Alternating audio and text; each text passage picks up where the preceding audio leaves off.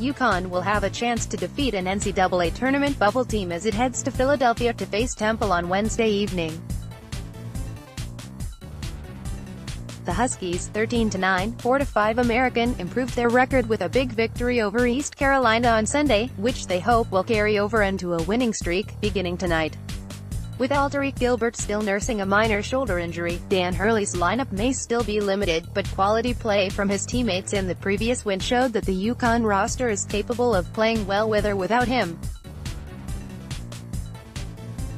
Gilbert's absence, and the second-half benching of Jalen Adams left UConn without two of its top three scorers, but depth options became a key component in the win. Josh Carlton finished with career highs in scoring and rebounding, Tyler Polley scored off the dribble, Terrence Smith steadied the team with heady play, and Sidney Wilson was perfect off the bench. That formula may not be able to repeat itself, but the return of Adams, and potentially Gilbert, whose status has not yet been formally announced, will provide some relief to the Huskies, who will need more help against Temple, a far better team than East Carolina. Temple, 16-6, 6-3, is firmly on the bubble on every bracketologist's board, and the Owls see tonight's game as an opportunity to improve its standing.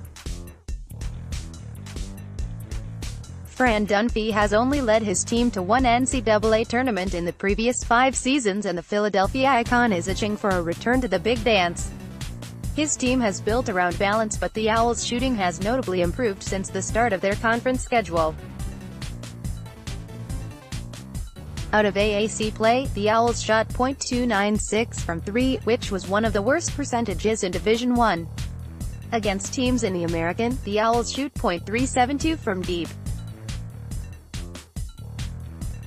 That's partially why a team who played close games against several inferior opponents was able to improve to beating Houston for the Cougars' only loss of the season. Behind a backcourt of Shiz Alston, Quentin Rose, and Nate Pierre-Louis, the Owls developed into a team competing with high-level opponents instead of playing down to mid-level ones. Efficiency is still a problem. Alston struggles to score on the interior, while Rose and Pierre-Louis are inconsistent from beyond the arc, leaving the floor spacing to improve, and three-point specialist J.P. Mormon, the team's sixth man. Alston, a quality point guard, leads the team's turnover-averse style, which might be the most important component of the Owls' offense.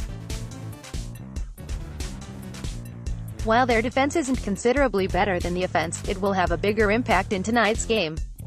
The Owls are a steal machine, swiping possessions away from opponents regularly, averaging over 8.5 per game since the start of conference play. The Huskies, especially without Gilbert, have a tendency to give the ball away, so ball control must be the highest priority. Temple's defense doesn't rely on the standout play of individuals, as Dunphy runs a team-oriented style that the entire roster has bought into. Given the Owls' short rotation, the team is not deep. That means the Huskies won't have any periods of relief, but it also means they won't lose by skill differential alone.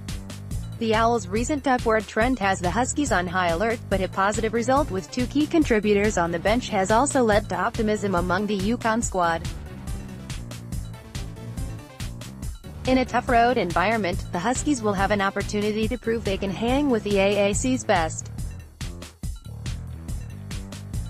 What to look for when UConn has the ball, against a team dependent on takeaways? How conservative does the game plan get? Does the careful Terrence Smith become the primary ball handler instead of Adams, who has had problems with turnovers this year? Do the Huskies aggressively drive the lane and draw contact to force Temple to shorten its rotations even further? When Temple has the ball, the Owls are much bigger than the Huskies around the perimeter. How does Hurley match up his team on defense? Do we see Hurley run out different lineups than usual in order to combat those mismatches? Can the Huskies combat an increasingly predictable, though increasingly effective, offense? How to watch where? Accor Center, Philadelphia, Pennsylvania. When? 6 p.m. TV, CBS Sports Network Radio, UConn IMG Sports Network.